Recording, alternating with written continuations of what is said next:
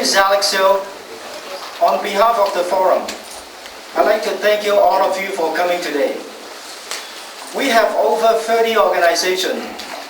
In the next few hours, we're going to talk about various perspectives of immigration services, issues, and probable recommendation.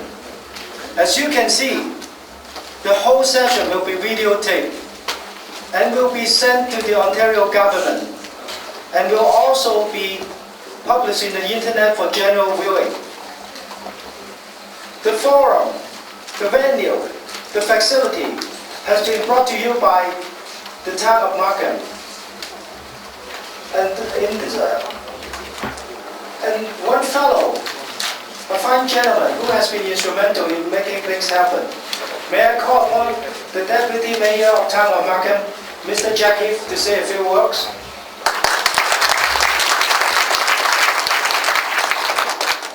Thank you, and I want to welcome everyone to the place where I work. The Town of Markham Council has all sorts of meetings here all the time. We deal with the finances and the budget and transportation and planning in this room quite regularly. I must say, I was wondering who was being introduced as the Deputy Mayor of Markham, mainly because I only got the job 3 days ago.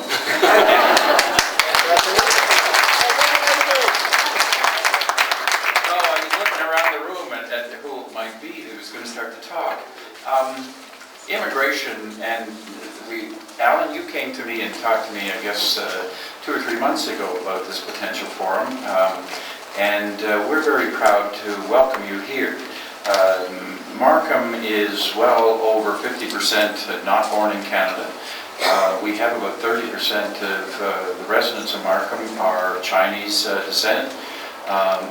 In my family, 50% are of Chinese descent, and I guess you can probably figure out which one is which. Our economy here in Markham and our economy in the GTA is very much dependent on immigrants, in my view, and the growth of the community, the Chinese community, and the many others are the leadership, in my view, of what Canada can become and is becoming. But there's a lot of things we do in Markham and York region. I think I wanted to bring to your attention Information Markham. I'm a member of the board of Information Markham. And we provide services in several languages, many languages, on all sorts of aspects of municipal government and provincial and federal to a certain extent. We had, I wrote it down, we had, through the civic website, which is Information Markham's website, we had over 2.7 million people calling in the York region. 1.05 million of them are from Markham in many languages. And they were also looking for volunteers, and this is one of the things I wanted to say to the various organizations here. We had over 112,000 people looking at volunteer opportunities on our own website here in Markham. And they would like to volunteer with people with organizations like yours. We also publish at York Region many materials that are in Chinese, and I wanted to bring one of them. This is from Community Services and Housing, it's all about various aspects of the services provided by York Region, municipal government, and the housing services. I don't have enough for everybody, clearly. There's a good crowd here, but I'll leave them at the back. And if you wanted to pick one up, or you can just, we can get you more, or we can get you out a whole bunch more. So there's one person I wanted to thank for, and I don't know if he's still here, John Wong. John Wong is our IT expert on setting these kinds of things up, and he's a superman as far as counselors are concerned. He helps us do everything, like setting rooms up like this, and even just turning on Blackberries. We're pretty stupid when it comes to IT stuff.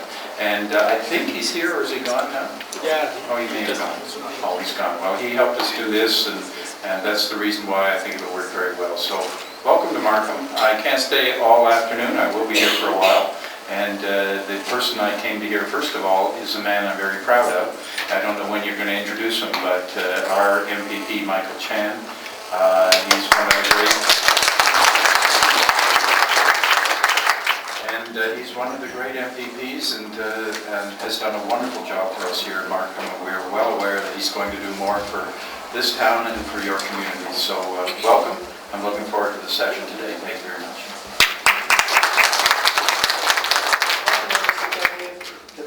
Mayor of Town of Markham. The forum has been brought to you by the Chinese Canadian Political Action Committee of Ontario, or short name CCIQ. I'm going to call upon our President, Mr. Alan Ho, to say a few words. Alan, you have 2 minutes. Thank you. Minister Chan, Deputy Mayor Heath, honorable guests, fellow colleagues, starting from A to Z in the community, ladies and gentlemen. Good afternoon and welcome to our Chinese Canadian Political Action Committee of Ontario's Roundtable Forum on Immigration Services in Ontario. It is indeed an honor to receive an overwhelming support from Minister Chan as well as our Deputy Mayor Heath and most of the organizations serving Chinese immigrants in Greater Toronto areas. And to be exact, we have altogether 32 organizations participating in today's forum. These organizations come from many different sectors, including community and social services, business association, media education, and many. Chinese Canadian Political Action Committee of Ontario is an organization to promote the political awareness and participation among the Chinese community.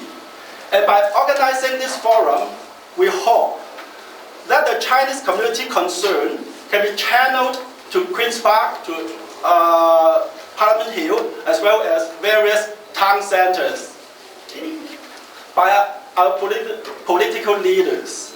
As well, we hope that all organizations present today will be able to share their experience and challenges in serving the Chinese community and to voice their opinion and to achieve a fruitful result when leaving this room.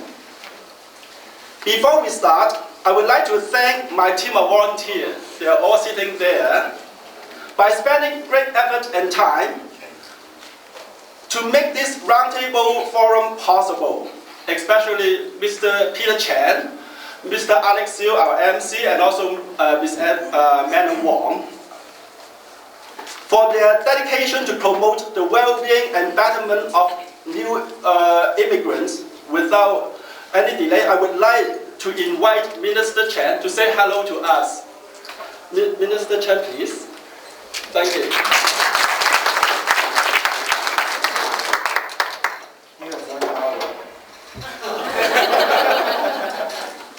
No, I think Alan spent more than 2 minutes, so I will speak maybe shorter time.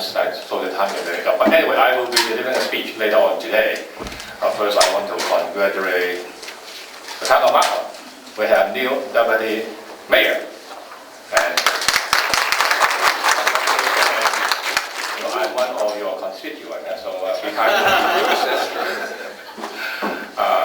Thank you, President Alan Ho, for inviting me attending to today's so meaningful forum, and thank you, MC, and all the participants that are coming today. And I'm really looking forward to hearing from you because, as you know, the Chinese community in Ontario, we have 600,000 strong, and it's vital that the benefit of the Chinese community should be addressed and looked after. So this is one of the big reasons I'm here today. And when Alan talked to me back in November 2007, mentioning this idea of having a forum, and I support it, and I hope today, after today, it will be fruitful. So thank you. I'll be talking again later on today. Thank you. Thank you, Michael. In Ontario, there's about 200 ethnic groups. If Michael go once a week to each ethnic group, it takes 4 years to finish. I'm sure everybody appreciates Michael's presence today. Thank you. As you all see, we have a very tight schedule, so without further ado, I'm going to move along. We're going to enter the main course of today, part 1 presentation, on which organization in alphabetical order of the name of the organization. We'll do a free format presentation. And each of you will have approximately 2 minutes. And when it comes to 1 minute, 45 seconds, there will be a warning. And then when it comes to 2 minutes, there will be ding ding. You can present in either English, Chinese, or any language you want as long as people understand. And one reminder, in front of you there's a lot of mic. Each of you have a mic in front of you. And don't forget to press the button before you start speaking. So for this session, I'm going to call upon our moderator, Mena Wong, and Professor Peter Chen to chair this session. Mena and Peter, the floor is yours now. Thank you, Alex. Good afternoon, ladies and gentlemen. My name is Mena, and I'm really happy here today. Gee, I'm the moderator and I don't do it. Ladies and gentlemen, welcome again. Without further ado, let's begin the forum. Before we start, I'd like to take a couple of moments to go through some of the rules of the proceeding.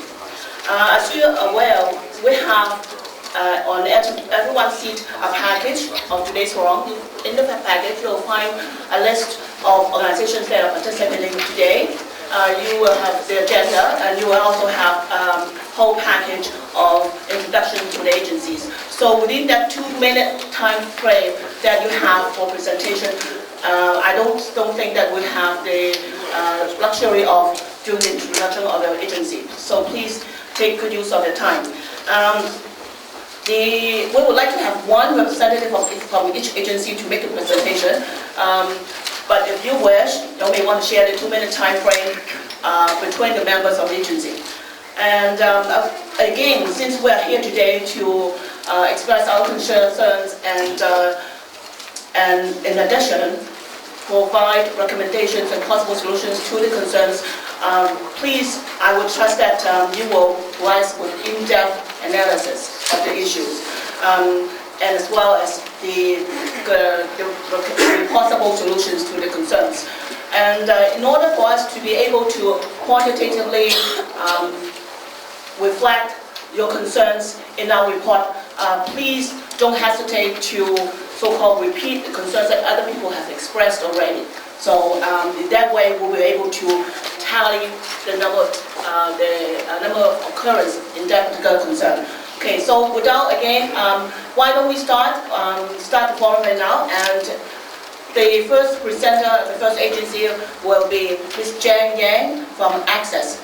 Ms. Yang, the floor is yours.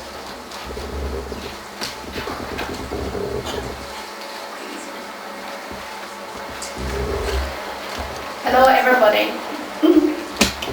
Okay. Access is a community-based non-profit organization. We have been connecting qualified new Canadians to employers across the GTA since 1986. We receive financial support from the United Way, all levels of government, and corporate sponsors as well. Each year, over 1,500 job seekers are served at our 5 locations across GTA. On our team, we have over 100 staff members.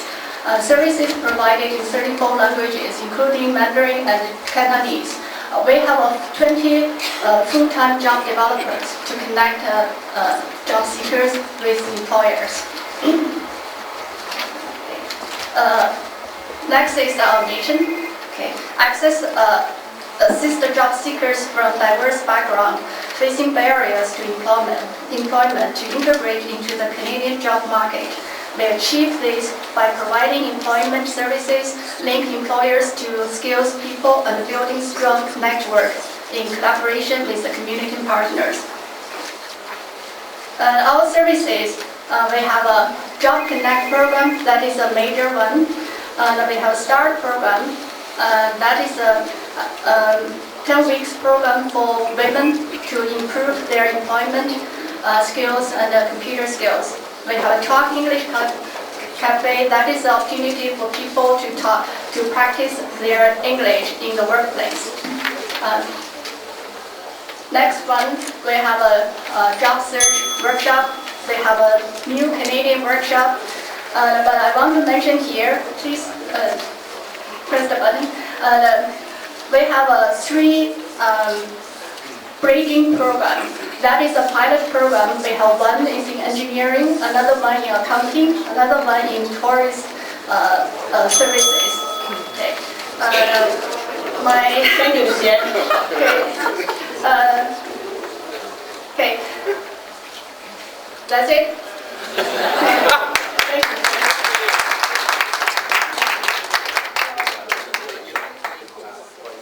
As all the friends here are well known in the community, we see old faces, we see new faces, but the services of the organizations are well known among us. So why don't we go ahead without the basic information of the agency or the service area that you serve, then jump into expressing our concerns of what we see in terms of providing immigrant services here in Ontario. Tony Lo from Advanced Business Club, please. Hello everyone, my name is Tony Lau. I'm the president of Advanced Business Club. As well, in the private sector, I own an immigration consulting firm, and I've been doing the business for more than 20 years. Okay, a lot of our club is a non-profit club. We established more than 10 years. Our mandate is to help the new immigrant, especially those interested to open small business, to sell their own business, as we help the new immigrants to settle down in Toronto. A lot of people complain to me, especially new immigrants, that they have a hard time to find the job. Especially they just came, and when they're looking for a job, people say you don't have any experience. So if no one helped them to get the first job, how can they have experience? So the concern for the new immigrants is they have a hard time to find jobs. So my suggestion is is it possible from the government to have some kind of incentive program?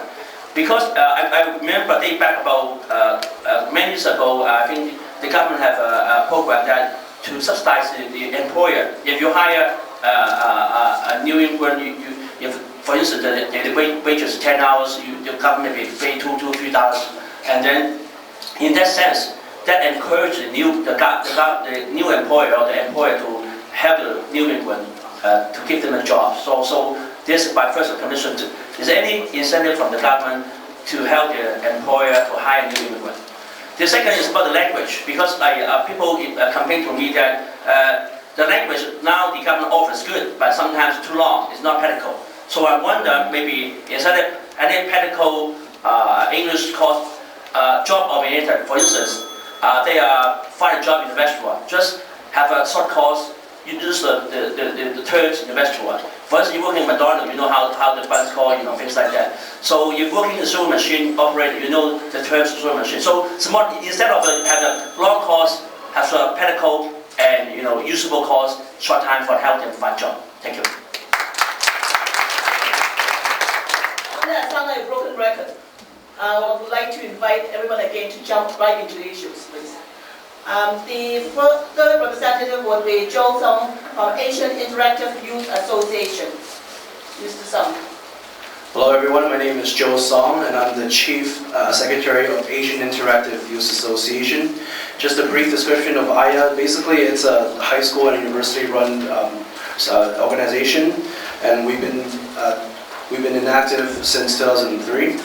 So basically I have 3 points that I want to discuss today about the immigration service, and all 3 points that I'll be talking about today is going to be based on university student, because right now I'm a university student, second year at Ryerson University, and the concerns that I have today it's based on the point of view of a university student and also future university students. So basically the first one I want to talk about is the tuition fees. We know that tuition fees are going up every year, and it's becoming more harder and harder to get loans from the government, like for example OSAP, or if you want to apply for bursaries. And for people who are not sure what OSAP is that OSAP is a program where you get money from the assistant program, and then at the end of your study period you have to return the money back. So that's what OSAP is. And also there are other ways of getting money from the government, which is like from bursaries and everything. But the main point is that we know that every year the tuition fees are going up, and it's getting harder and harder for students to go to the university that they want to go to and to apply for the program they want to apply for. The next point I want to talk about is that the TDC fares, the transportation fare, is also going up. And I heard that I think during the next few months, it's going to go up by another 25 cents or something like that. So, having said that, students who are studying in Toronto, for example, U of T, Ryerson, York, they have to face this problem because in the future, if the TDC fare is going to go up, it's going to be harder and harder for students to commute. And we know that our goal is to try to reduce, people driving and trying to get more people on the subways and the trains and everything. So if the TDC fares go up, then it will not be a great idea. And the final point I want to discuss is that for new immigrants that come to Canada right now, there's been an issues about having to being accepted to like middle schools or high schools. For example, new immigrants have to live in a certain place for a certain time before they can be accepted into the schools. So I think that's another problem that we might have to discuss about. Thank you.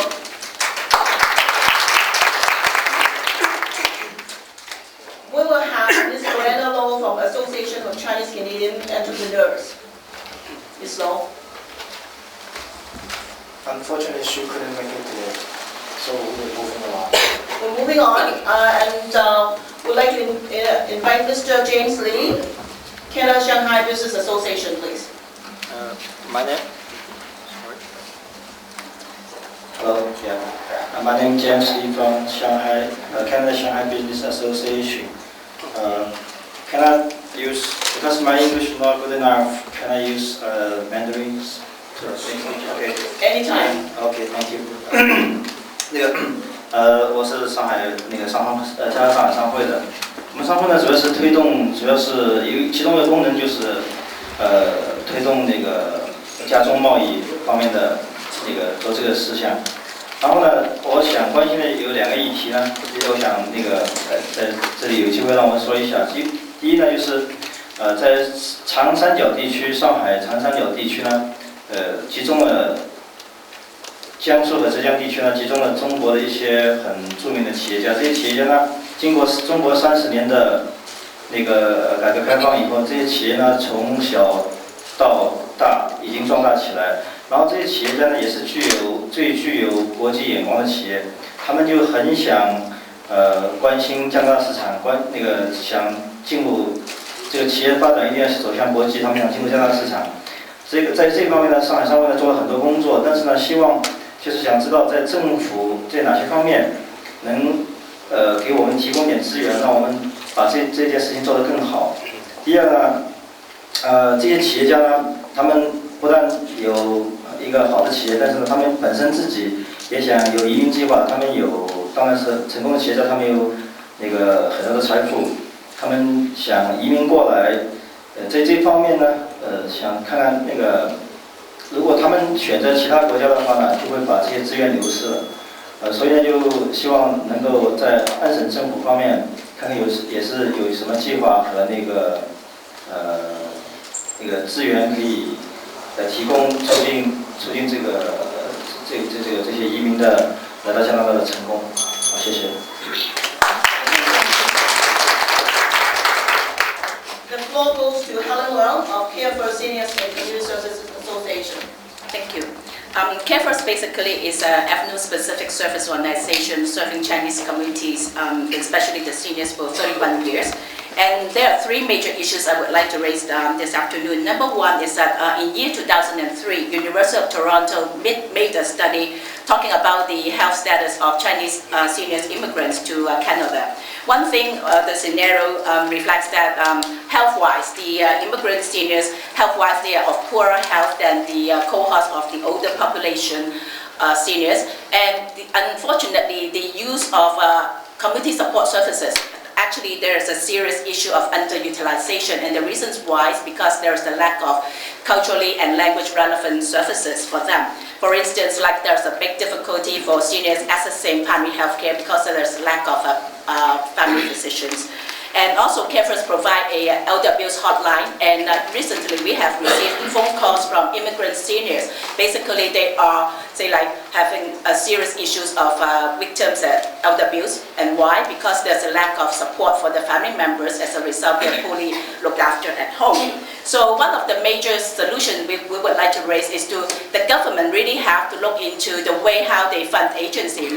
Basically right now the funding basically goes to all the mainstream organizations, and money has been very difficult to filter down to those service agencies serving ethnic seniors. So as a result, we would really appeal to the government to consider the funding policy that transfer payment agencies would also be able to not only partner with ethnic agencies, but have to make sure that the money really goes down to ethnic service providers, so that the money really goes to helping the seniors. And also for the funding for settlement agencies, please also consider that senior service agencies be included for settlement fundings.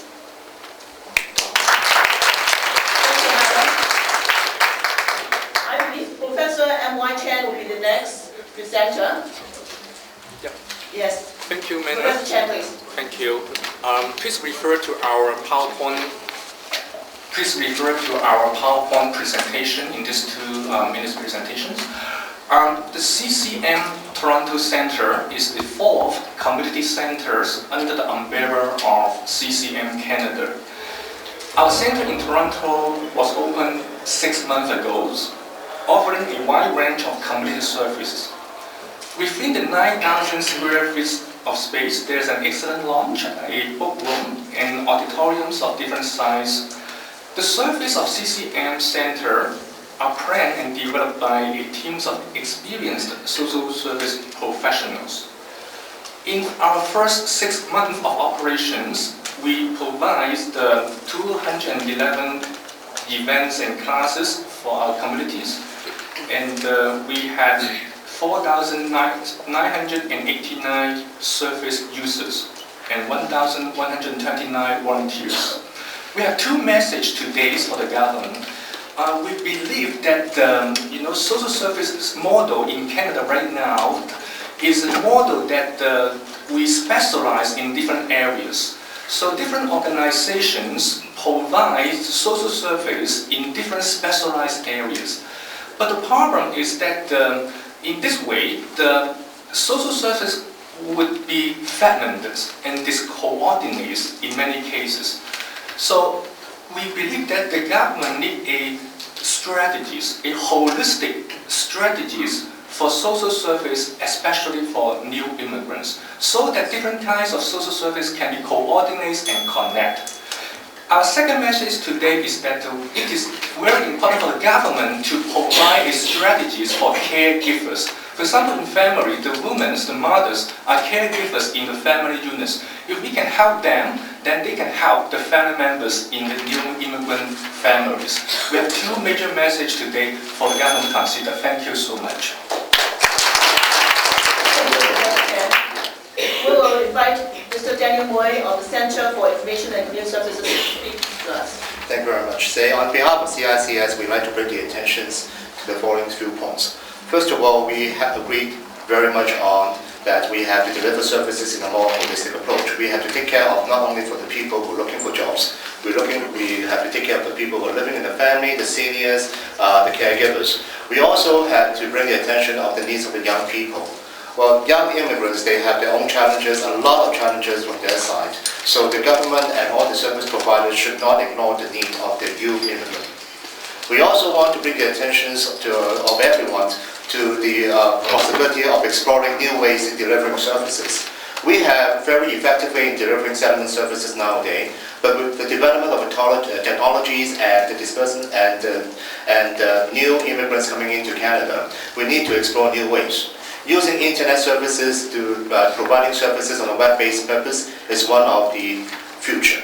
We are not saying that web-based services is going to replace the existing services, but definitely it should be one of the alternatives available for use. So we really hope that the government would have a more flexible visions in this side to assist agencies to develop service delivery mechanisms in this area. Last but not least is ESL program. Tony mentioned about the importance of language training. We agree that.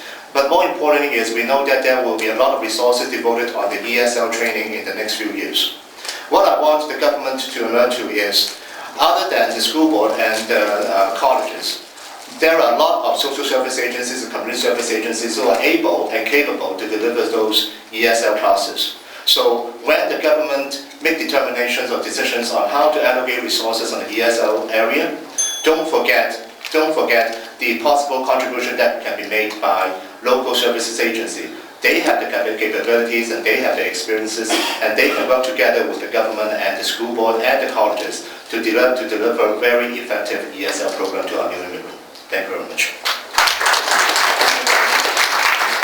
Next, we will have Sandra Zhang from Certified Management Accountants. Good evening, everybody. I'm Sandra Sang from Certified Management Accountants of Ontario, and I'm very pleased to be here today to tell you about the services that we offer to immigrants and internationally trained professionals who are interested in one of the 3 accounting designations in Canada. Over the past 7 years in my capacity as Regional Director of Marketing Communications at CMA Ontario, I have met many internationally trained immigrants who come from finance or accounting backgrounds who are having trouble getting into their trained professions here in Ontario. So being one of the few ethnic groups in management at CMA Ontario, I've been able to get buy-in from our senior management to come up with various ways to remove many barriers to entry into one of these professional accounting designations. So what we do at CMA is we do the following things to help a lot of immigrants get into the CMA program and be able to get the CMA designation within about 3 years of part-time studies. Currently, about 25% of the new CMA graduates are internationally educated professionals, so that's a great advancement that we've made. We offer free evaluation of university transcripts and credentials to people even before they arrive in Canada, so they can find out where they stand. And we also offer free CMA information sessions across Greater Toronto Area and across Ontario at many of these agencies that you see here today: Access, Skills for Change, YMCA, etc., Newcomers Information Centers, etc., etc. We also offer a lot of CMA student memberships at very low cost to help internationally educated professionals find jobs in Ontario, and also allow them to take a 7-month part-time fast-track program to cover the prerequisites for the CMA entrance exam so that they can effectively complete the CMA program within about 3 years of part-time studies. We also, in some cases, accept up to 1 year of past qualifying and verifiable work experience. So if you have questions about any of these to help, we do offer free CMA information sessions, so we are pleased to offer that to all of your organizations so that we can reach your clients to tell them about these services to help them get a designation faster. CMA Ontario is the fastest growing accounting designation in Ontario currently, so we would like to keep that up, and certainly helping immigrants with that has helped us to grow very quickly. Thank you. Thank you. Next, Mr. Sean Wu of the Chinese Business Chamber of Canada. Thank you. My name is Xiang Hu. I'm representing Chinese Business Chamber of Canada. We are a business association, and members mostly include immigrants from mainland China. We are a regular business association, providing services like organizing business events and group benefits, something like that. So I don't need to promote our services here. I don't see anyone interested in joining us here. Therefore, as for our concern, I'd like to see more government support for new immigrants to become self-employed, start their own businesses. Obviously, it's not realistic for any, the newcomers to get all of them get jobs here. Therefore, self-employment can be an alternative to them. So we'd like to see some more services designed specifically for this group. If the government can get the funding for us, we can help. And also, I want to be the first speaker who ended the speech without an warning.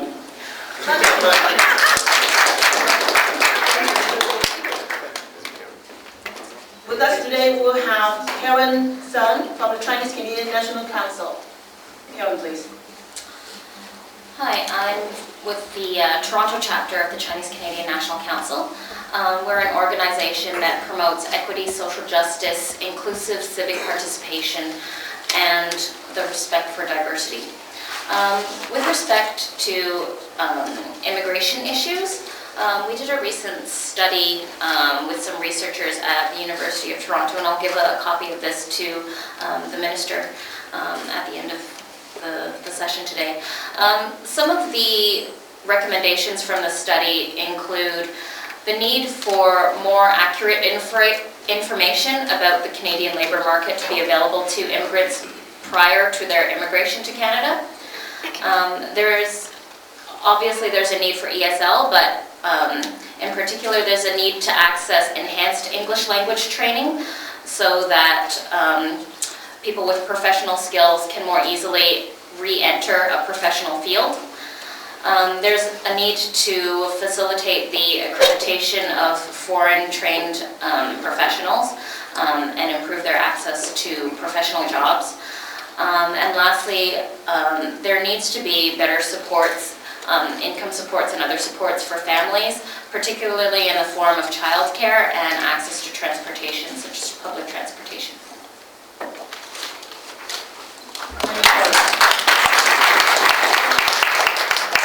The next speaker will be Mr. Patrick Al of the Chinese Family Services of Ontario.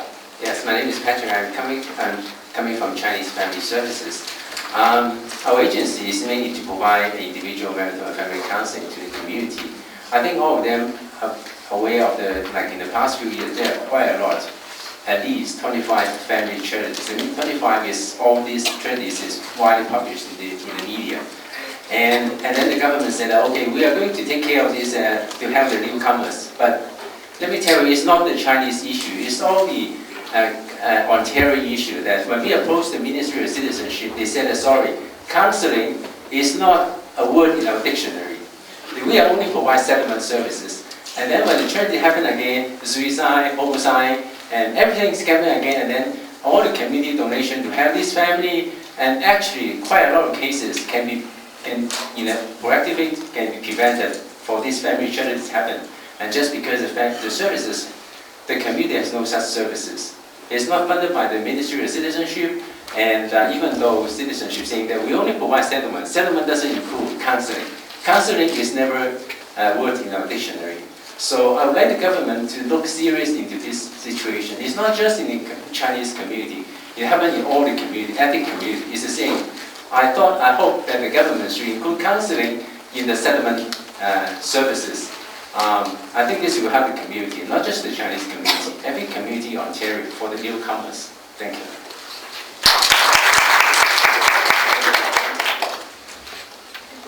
Patrick is one of the big issues in terms of funding gaps. The next presenter, I would like to call upon Mr. Howard Shan of the Chinese Professionals Association of Canada.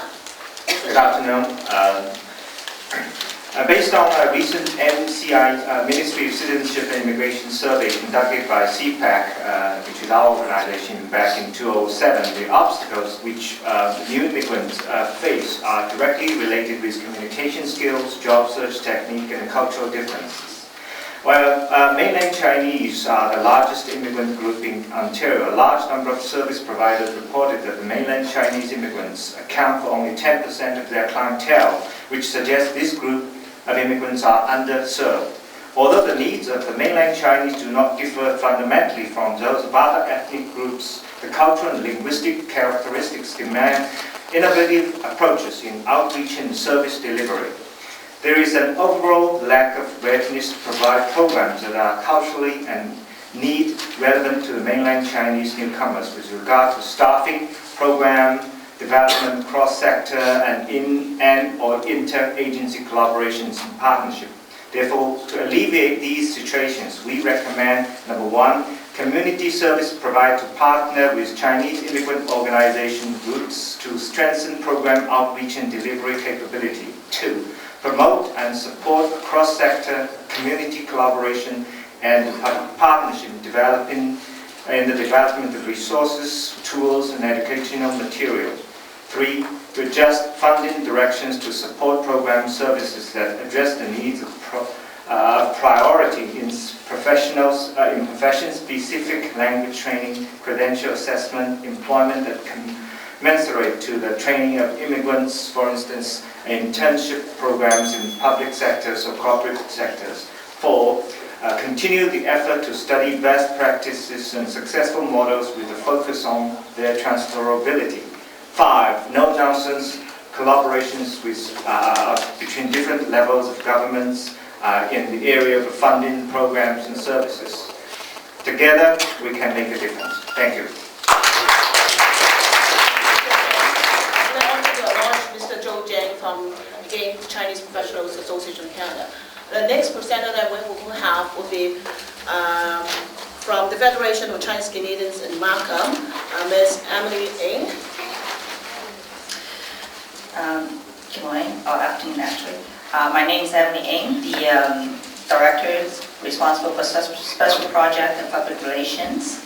Our Federation of Chinese Canadians in Markham basically is our objective is really taking care of the well-being of Chinese Canadians in Markhams and taking care of human beings involved many facets of involvement in our societies, remaining divided into 4 sections.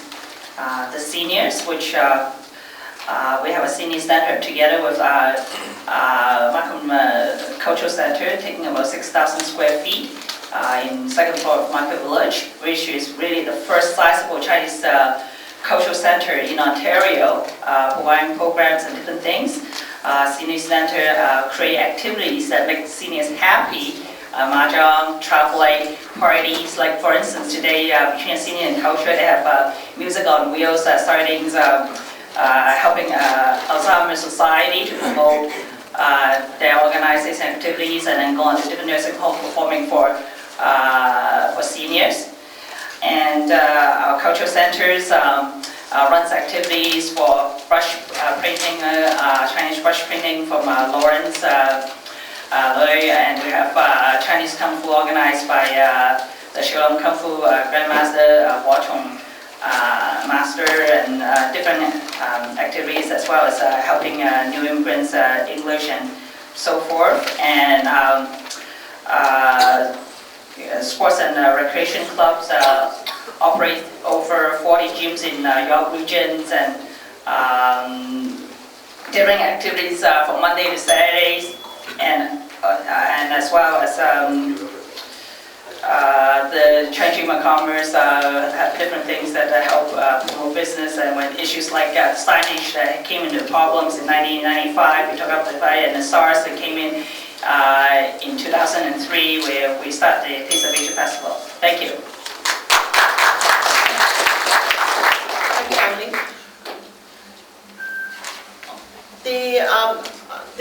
Again, I was inviting the participants to speak in terms of the seating order, but apparently I missed one, which is the organization of CMCC Mandarin Group. And we will have Alice Leung from CMCC Mandarin Group to speak to us. Hi, everyone. Hello, everyone. You see the access issues here, like that reflects the access issue. Like if you were not called upon, if you were not raised, then we don't think we'll have a chance. So we are representing the Chinese Mothers Catholic Church today, and we have quite a number of Mandarin-speaking newcomers with the church. Our church has over 13,000 parishioners, and we are in the York region. We have a lot of highlights today. And the main highlight is pre-arrival. Before the new immigrants arrive in Canada, we recommend that you have to expand the availability of pre-arrival services by setting up satellite office at the 10 top immigrant source countries with the following services. Like with the settlement services, a disc providing the information on settlement, on settlement information on settlement were there, so that when they got the confirmation of landing, they can have the disc, they can will it, they understand the situation in Canada. For a settlement language training program, if there are productions discs again, productions like distance learning regarding Canadian language benchmark level 1 to 5, self-learning is produced for the purpose of closing the gaps and barriers of the daily communication within the new immigrants. So when they were back home, they preparing to come here. Before that, they got all this information, they learned the languages, and will be definitely a benefit for them. For the credential assessment, a lot of people are frustrated here. If they were back home before they were here, before they had the landing day, then if there are linkage with the professional regulatory bodies and professional association for distant credential assessment upon the assurance of completion of landing.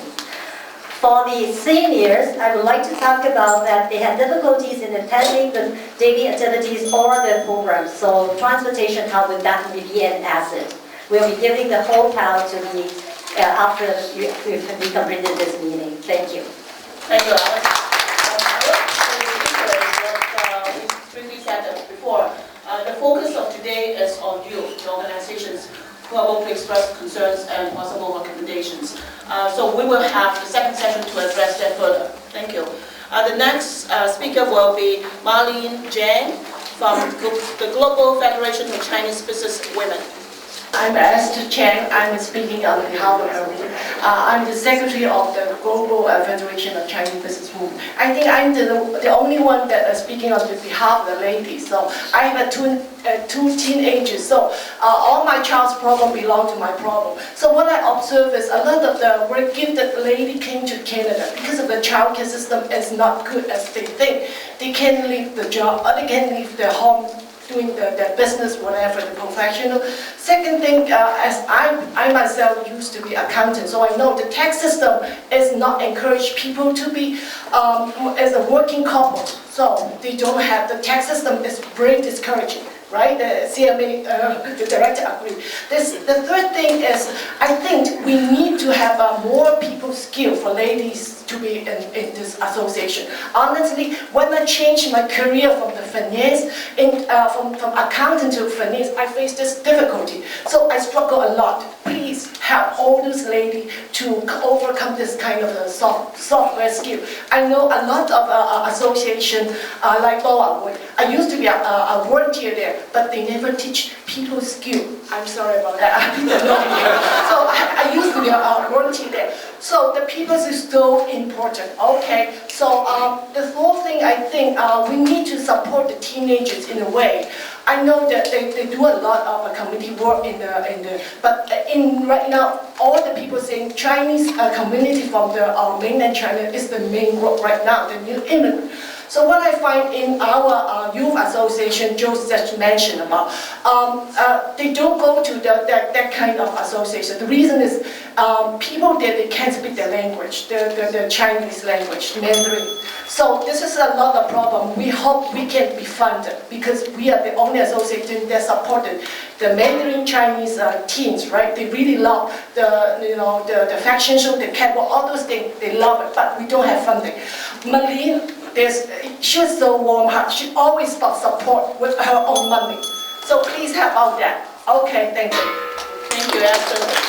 Thank you, Marlene. That's most of all you needed. We are all open-minded people here, and of course, we have the government who is open-minded as well. The next presenter will be Mr. Raymond Zhang from the Hong Folk Mental Health Association. Thank you. Hong Kong Mental Health Association recommendation are focused on migration and mental health. Migration and mental health has long been acknowledged as interconnected factors to be addressed in the settlement process for all new immigrants.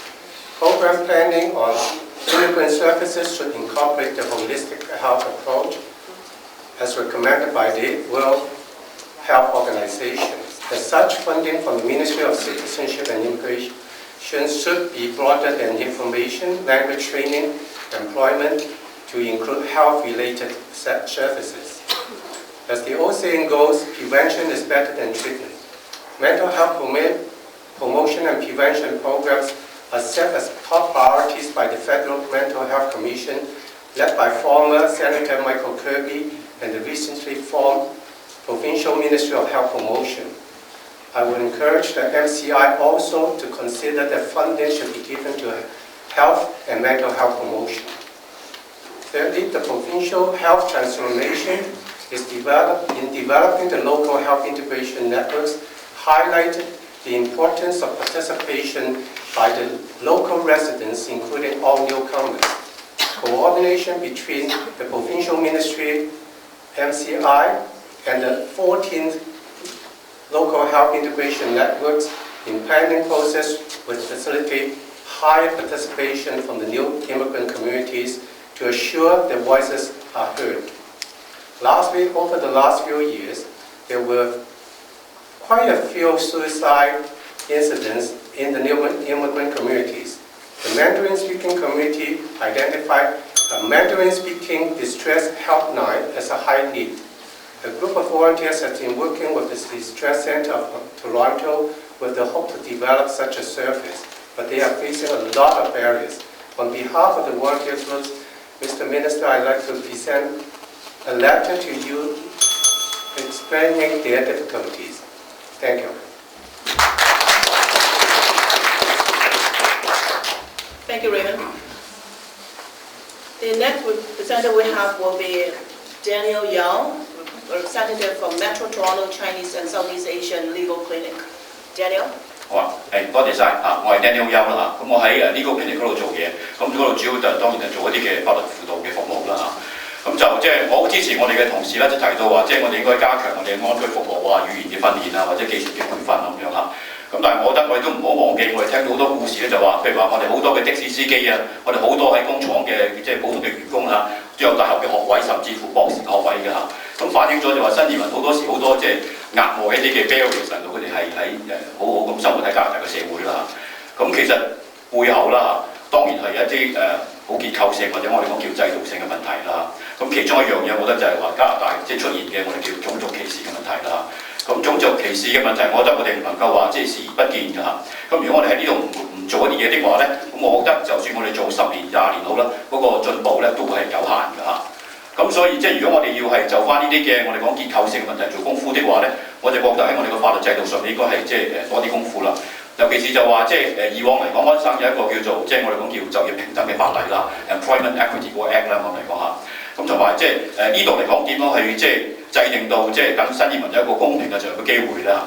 另外就話一個我覺得就話強大同埋好健全嘅即係人權保障嘅法案啦嚇，咁都會係十分重要嘅嚇。咁另外就話我提到我哋自己本行啦，就話嗰個叫法律我哋叫法律援助嗰個服務啦，或者我叫呢個有 charitable 嗰個 support 有幾大啦嚇。